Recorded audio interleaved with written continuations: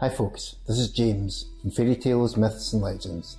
This time we're looking at the story of Lilith, a character who has been around for at least 4,000 years. Hope you enjoy this one. Lilith is one of those enigmatic figures who seems to dance across the pages of history and mythology with all the grace of a prima ballerina and the menace of a stalking tiger. A figure of ancient provenance, she skulks her way through medieval Jewish literature, though her origins are rooted far deeper in the fertile soils of ancient Mesopotamian and Babylonian religions. Indeed, if there was ever a character who could be described as both universally reviled and strangely admired, it is she. And wouldn't you know it, by the late 20th century, she had traded in her demonic horns for the badge of Feminist Icon, a curious twist in her tale, though not an entirely surprising one. Through the winding corridors of centuries, Lilith has most commonly been portrayed as a malicious force, targeting pregnant women and their tender offspring. No mere shadowy fiend, she is said to attach herself to hapless men, siphoning their essence, yes, that essence, to populate the world with demons.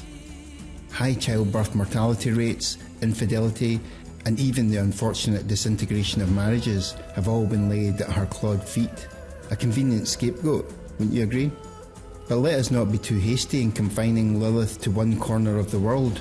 Her spectral tendrils stretch far and wide, appearing in a panoply of mythologies from Sumerian, Babylonian and Assyrian, Canaanite, Persian, Hebrew, Arabic and even Teutonic traditions.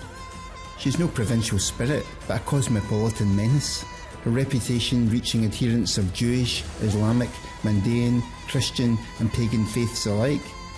Indeed, she's been flitting about for at least 4,000 years, first appearing in the Sumerian and Babylonian eras as Lilitu, a wind or storm demon who bore progeny of similar sinister ilk, the Lilu and Lili demons, male and female counterparts of her baleful brood.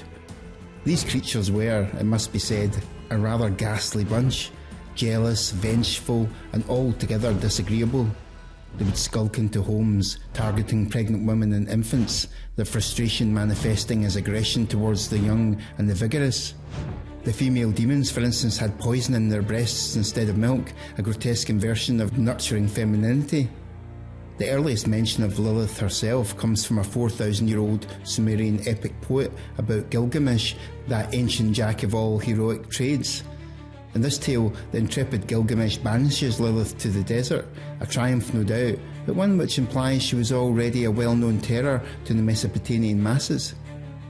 A possible visual representation of her also survives from this period in the shape of the enigmatic Burney relief, a Mesopotamian terracotta plaque that whispers tantalising secrets from a bygone age. Here we encounter a figure both arresting and unsettling. A long-haired, naked, winged woman with taloned feet, standing regally atop two lions and flanked by owls. A creature of magnificence, yes, but tinged with an air of menace. She's the very essence of dark majesty, a vision poised between divinity and danger.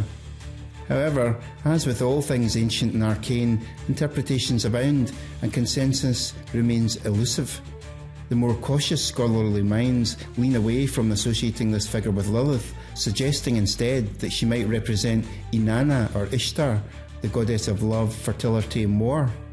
Inanna, frequently depicted nude and often accompanied by lions, symbolising power and fecundity, qualities well suited to this commanding figure.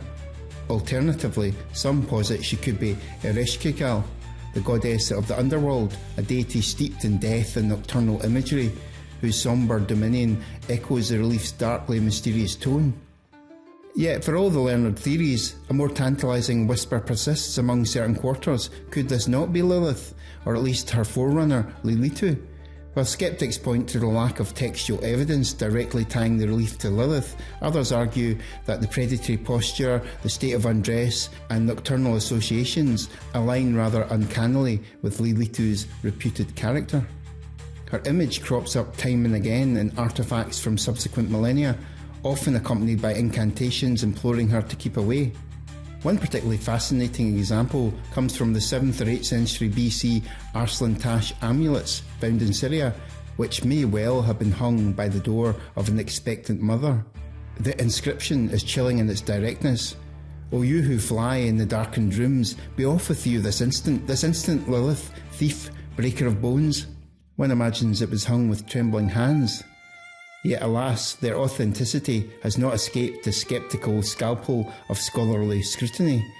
First, there is the rather murky tale of their discovery, a tale as ill documented as it is suspicious, leaving provenance dangling by a tenuous thread. Then we have the inscriptions themselves, whose grammatical quirks seem to wink a little too mischievously at what we know of ancient linguistic norms, authentic or an audacious attempt at mimicry. And finally, there's their style, which some argue is suspiciously well suited to the expectation of a modern audience keen on ancient demonology, almost as though they were crafted not for ancient magic, but for contemporary fascination. In short, while beguiling, these amulets remain a riddle, wrapped in limestone and dipped in doubt. Lilith truly began to strut her stuff in Jewish literature during the early medieval period, appearing in the Babylonian Talmud, that magisterial compendium of rabbinic wisdom from the early Middle Ages. There she is depicted as a succubus-like creature preying on men who sleep alone, a solitary reminder, if ever there was one, that one ought not to eschew company at night. The Talmud, ever practical, even suggests men should avoid sleeping alone altogether. Later Jewish texts, such as the Alphabet of Ben Sira, dating to around 700 to 100 AD, elevate Lilith to an even more dramatic role, Adam's first wife. Yes, before Eve made her debut, there was Lilith, formed like Adam from the soil.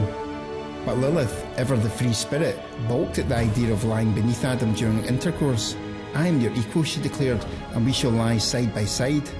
Her refusal to acquiesce to patriarchal conventions led to her expulsion from Eden, or perhaps she flounced off in a huff. Adam, apparently not one for difficult conversations, had her replaced by the more compliant Eve. 3 angels were dispatched to persuade Lilith to return, but she stood her ground, vowing instead to plague human infants with sickness. The angels, however, brokered a deal of sorts.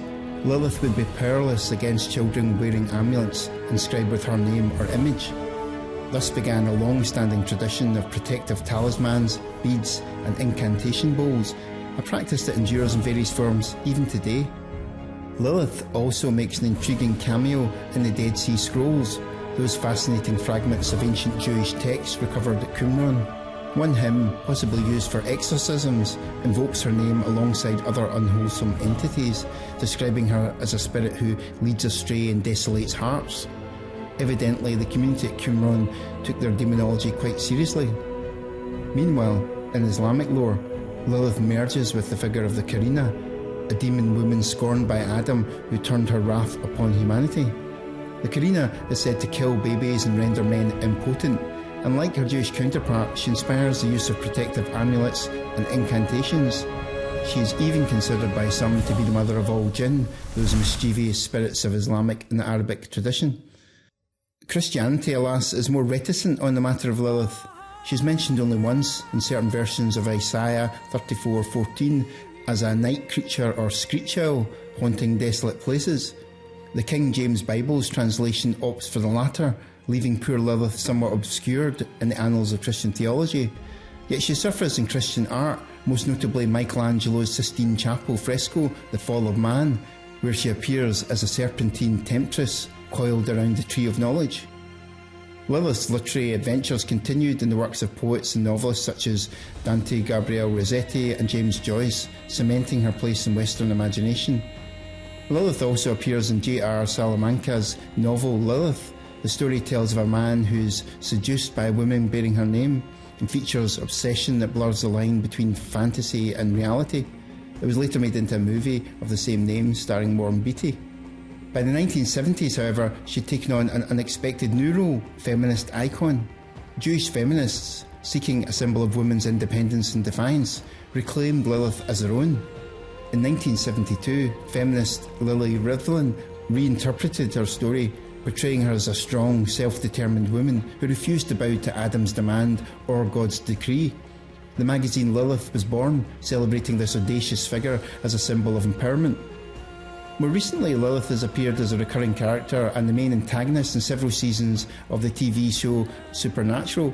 She is portrayed as the first human soul to be corrupted by the devil and so becoming the first ever demon. She also features heavily in the role-playing game Vampire the Masquerade, where she is referred to as the Dark Mother. Thus, Lilith, once a feared demon of the night, now straddles the line between myth and metaphor, a figure who embodies the enduring tension between independence and conformity, fear and fascination. Her story, like a fine vintage, has grown richer and more complex with age. And though she may no longer skulk at the edges of darkened rooms, one suspects she will never truly leave us. Do you get something to say about Lilith? Have we missed something important? Do you have a suggestion for another topic? Let us know in the comments. If you enjoyed this video, please do subscribe as it helps us fund the channel. This has been James from Fairy Tales, Myths and Legends. Hope to see you again soon.